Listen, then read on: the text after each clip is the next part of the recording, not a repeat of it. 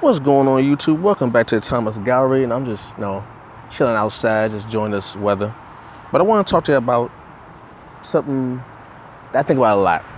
It's science related, and that is pseudoscience.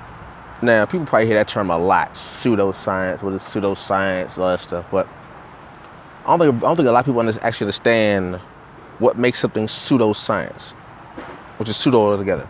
Well, for one, the word pseudo. The word pseudo comes from the Greek word meaning false or fake.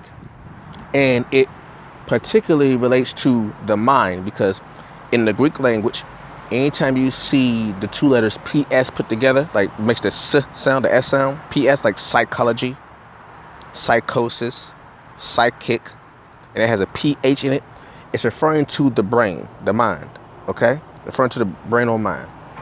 So when someone says pseudo, and it has a PSEUDO,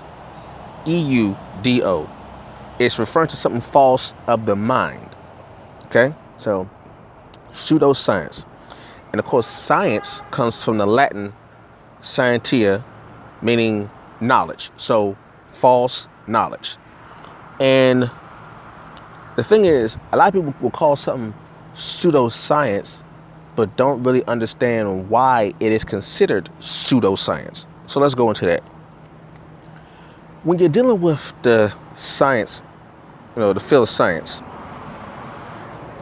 you're dealing with things that go through testing, okay?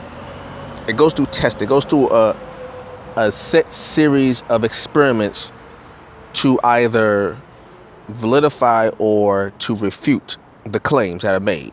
Okay, so word science comes from the word meaning knowledge. It's Latin for knowledge. And knowledge is when things are observed or watched and recorded and tested. That's the important part, is tested to see if what is being recorded or seen is actually true. So if I were to say, there are 4 seasons. And you say, okay, well, how do you know that? How can you test for that? How can you test to show that there are 4 seasons? Winter, spring, summer, autumn. Okay? Because you go through observations. You watch, you observe. First, you observe. Observe means to watch, to look at. Then as you observe, you recognize patterns. You say, okay, well, every time of the year, this happens. Every time of the year, it is cold. Every time of the year, it's hot. Things of that nature. So you observe things. And when you observe them, you make a record of them. You make a record of them. You make a record of what you observe so you can really identify the patterns and really understand, like, yes, this happens. Now, once you observe them and you make a record of them, you test it again to see if it holds up. No matter what scrutiny you give it, it holds up. And once you have scrutinized it to the nth degree and it still holds up, then it can become a scientific fact.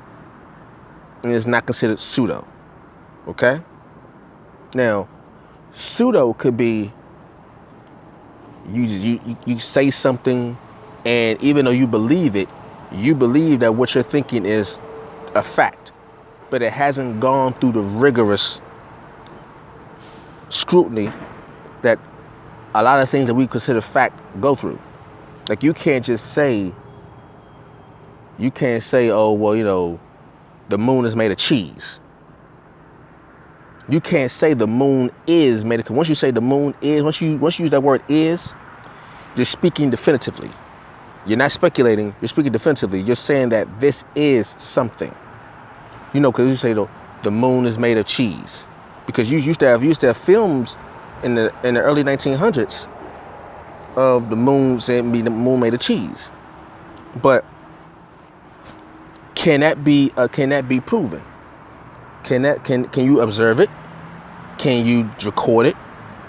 Can you test it? Can you prove it? And once you go through the test, And so what's the best way to find it? You can do a telescope, you can use a telescope for it, or you can send someone on the moon like we've done before. And once you send someone on the moon and say, okay, well, you know what? I'm on the moon now, and it's not made of cheese. It's made of rock. It's not made of cheese. So that claim that the moon's made of cheese is now considered pseudo. It's considered fake, false, not true. Okay, it's not a fact. The moon is not made of cheese. Okay, it's not made of cheese. Like, or the earth is the center of the universe. That was considered one time science. That was considered science at one point, that the earth was the center. That was considered science. Until you had the heliocentric solar system. Heliocentric helio means the sun. Centric meaning center. So sun-centered solar system. It was no longer the earth in the center, the sun in the center. But can you prove that? Can you prove if the earth is in the center? People have tried. They failed every time. So that's pseudo. Can you prove the sun is in the center? People have tried. People have observed it. People have documented it. People have done tests on it over and over and over and over again. And come to find out that yes, the sun is in the center of the solar system. Okay? So with pseudoscience, it's all based on observation. And can it be observed? Can it be proven? And if you can't prove something with the latest technology, because every year there are new claims being made. Every year people make new claims about something that they consider science or they consider truth or knowledge or true knowledge. And although they say it, it hasn't been proven with the latest technology. Because you could take, the earth is flat. A lot of people say the earth is flat. People said that hundreds of years ago. But with today's technology, we can prove whether or not the earth is flat. It has been proven hundreds of years ago that the earth is not flat. That if you go to the quote unquote edge of, if you go to the edge of the earth, you will not fall off. In fact, this was proven thousands of years ago. You can go in the walls of Egypt where they show the planets, and the planets they showed are round, not flat. Even thousands of years ago, people knew that the earth was not flat. So when someone makes the claim that the earth is flat, it has been proven thousands of years ago, it has been proven hundreds of years ago, it has been proven tens of years ago, it has been proven today. We know for a fact, a proven fact, that the earth is not flat.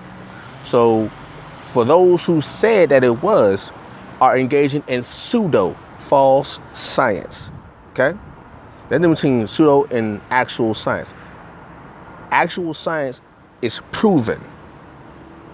It has been scrutinized, it has been ridiculed, it has been speculated, it has been tested on and on and on to the break of dawn. And no matter how much it has been tested, the answer is still the same. Okay? Pseudoscience can go through the same scrutiny, the same pressures, and will be dismissed because we've tested it to the best we can, and it ain't true. All right, so that's the difference between pseudoscience. All right, hope you enjoy that. Test out yourself and see what's going on. All right, catch y'all later. Peace.